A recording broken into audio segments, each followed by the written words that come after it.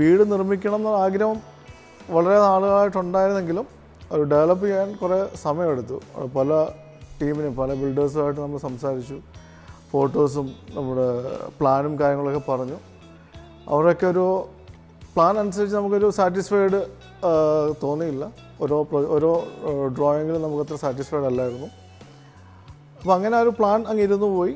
വീണ്ടും നാട്ടിൽ വന്നതിന് ശേഷം തിരിച്ചു പോയി ഇവരുടെ ഒരു ലിമിറ്റ് സ്റ്റേറ്റ്സിൻ്റെ ഒരു അഡ്വർടൈസ്മെൻറ്റ് കണ്ടു.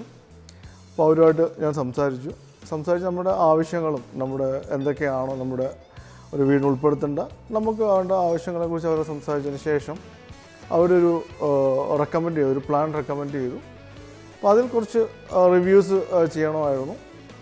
അത് ഡെവലപ്പ് ചെയ്തു നമ്മൾ ഈ ഒരു പ്രൊജക്റ്റിലേക്ക് വന്നു. ഞാൻ കുവൈറ്റിലാണ് വർക്ക് ചെയ്യുന്നത്. ഇവിടുത്തെ ഒരു 1 മണി 2 മണി സമയത്തായിരിക്കും ഞങ്ങളുടെ എല്ലാ ഡിസ്കഷനും നടന്നത്. 38th പ്ലാനാണ് നമ്മൾ കൺഫേം ചെയ്ത്. അപ്പോൾ 38th പ്ലാനിലേക്ക് വരാൻ ഒരുപാട് സമയമെടുത്തു. ഇപ്പം 2-3 ദിവസം നമ്മളൊരു രാത്രി ഡിസ്കഷന് ശേഷമായിരിക്കും അന്ന് റിവ്യൂ ചെയ്ത് കൺഫേം ചെയ്ത്. അങ്ങനെ ഓരോ പാർട്ടും ഒരു ഡിസ്കഷൻ ചെയ്തിട്ടാണ് ഇത് കൺഫേം ചെയ്തത്. ഇവരുടെ ഒരു ടീം വർക്ക് എനിക്ക് ഏറ്റവും ഒരു ഇൻട്രസ്റ്റ് ആയിട്ട് തോന്നി. ഇവരുടെ ഒരു ടീം വർക്കാണ്. ഏതെങ്കിലും ഒരു പോർഷനെ കുറിച്ച് ഒരു ഡൗട്ട് ചോദിച്ചു കഴിഞ്ഞാൽ അവർക്ക് ഒരു ആൻസറുണ്ട്. അപ്പം ഒരാളുടെ അടുത്ത് അവർ പല ടീമുകളും ബന്ധപ്പെട്ട് പലരും ബിസിയാണ്, അല്ലെങ്കിൽ ഒരു പ്രോപ്പറായിട്ട് റിപ്ലൈ തരുന്നില്ലായിരുന്നു മറ്റ് ബിൽഡേഴ്സിന്. പക്ഷേ ഇവർ കണ്ട ഒരു സംഭവം എന്തിനൊരു ആൻസറുണ്ട്, പ്രോപ്പറായിട്ടൊരു ആൻസറുണ്ട്. അല്ലെങ്കിൽ അവർ ഏതെങ്കിലും അവർക്കിടയിൽ ഒരു ഡൗട്ട് ഉണ്ടെന്നുണ്ടെങ്കിൽ ഒരു വിത്തിൻ 2 hours അല്ലെങ്കിൽ രാത്രി നമുക്ക് ആ ഒരു ആൻസർ കിട്ടിയിരിക്കും. പിന്നെ നമുക്കൊരു കാര്യം ചെയ്യാം, ഒരു സ്റ്റെയർ കേസോ അങ്ങനെ എന്തെങ്കിലും ഒരു കാര്യത്തിന് അത് ഡൗട്ടോ അങ്ങനെ എന്തെങ്കിലും നമുക്ക് ചെയ്യണം എന്നുണ്ടെങ്കിൽ, നമ്മുടെ ആഗ്രഹം ഇന്നത് ചെയ്യണമെന്നാണെങ്കിൽ അവരുടേതായിട്ടുള്ള ഒരു ഐഡിയയും അതിനകത്ത് മെറിറ്റ്സ് ആൻഡ് ഡിമെറിറ്റ്സ് അവർ നമ്മളെ കൺവിൻസ് ചെയ്ത് അതൊരു ക്ലിയർ ആക്കി തരും.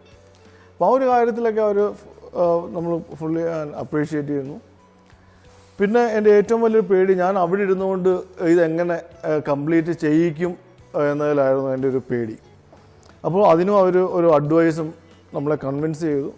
ഗ്രൂപ്പ് ഡിസ്കഷനും വാട്സപ്പ് ഗ്രൂപ്പും അങ്ങനെയുള്ള കുറേ സംവിധാനങ്ങളും ഒക്കെ ഉപയോഗിച്ച് നമ്മളെ കൺവിൻസ് ചെയ്തു. ശരിക്കും ഇതിനകത്ത് എടുത്തു പറയേണ്ടത് ഈ ടീമിൻ്റെ ലിമിറ്റ് സ്റ്റേറ്റ്സിൻ്റെ അവർ ടീം വർക്കും അവർ എഫേർട്ടും പേഷ്യൻസുമാണ്. പേരെടുത്ത് പറയാതിരിക്കാൻ കഴിയില്ല.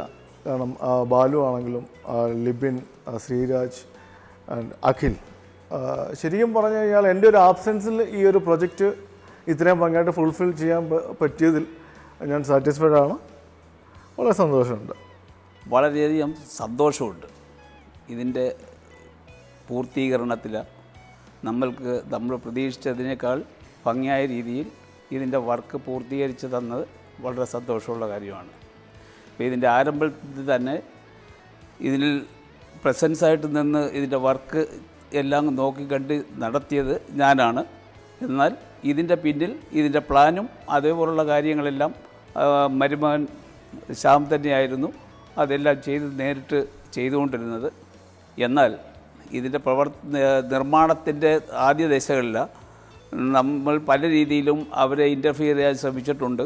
പിന്നീട് എന്ന് പറഞ്ഞാൽ ഇതിൻ്റെ പൂർത്തീകരണത്തിന് ശേഷം എനിക്ക് മനസ്സിലായി ഞാൻ അതിനെ ഇൻ്റർഫിയർ ചെയ്യാൻ പാടില്ലാത്തതായിരുന്നു. അവർക്ക് അവരുടെ സ്വന്തം താല്പര്യത്തോടുകൂടി പ്രവർത്തിക്കാൻ, അവർക്ക് പൂർണ്ണമായിട്ടും സ്വാതന്ത്ര്യത്തോടെ പ്രവർത്തിക്കാൻ ഞാൻ അനുവദിക്കണമായിരുന്നു എന്നെനിക്ക് പിന്നീട് തോന്നി. കാരണം അവർ വർക്ക് എല്ലാം തന്നെ ചിട്ടയായിട്ടും വളരെ ഭംഗിയായിട്ടും അതിൻ്റെ ഫിനിഷിംഗ് വർക്ക് വളരെ നല്ല രീതിയിലുമാണ് അവർ ചെയ്തിട്ടുള്ളത്. നമുക്കതിനകത്ത് വളരെ സന്തോഷം തന്നെയുണ്ട്. എനിക്ക് ആദ്യമായിട്ട് പറയുന്നത്, എൻ്റെ ഇഷ്ടത്തിനനുസരിച്ച് ഈ വീട് ഭംഗിയായി ചെയ്തു തന്നതിന് ആ പിള്ളേരോട് എനിക്ക് ഒരുപാട് നന്ദിയുണ്ട്. പിന്നെ കിച്ചൺ അത് എൻ്റെ രീതിയിലനുസരിച്ച് തന്നെ അവരെല്ലാ കാര്യങ്ങളും ഞാൻ പറഞ്ഞതനുസരിച്ച് തന്നെ ചെയ്തു തന്നു. ഈ വീടും വളരെ മനോഹരമായിട്ടാണ് ചെയ്തു തന്നിരിക്കുന്നത്. അതിൽ എനിക്ക് ഒരുപാട് സന്തോഷമുണ്ട്.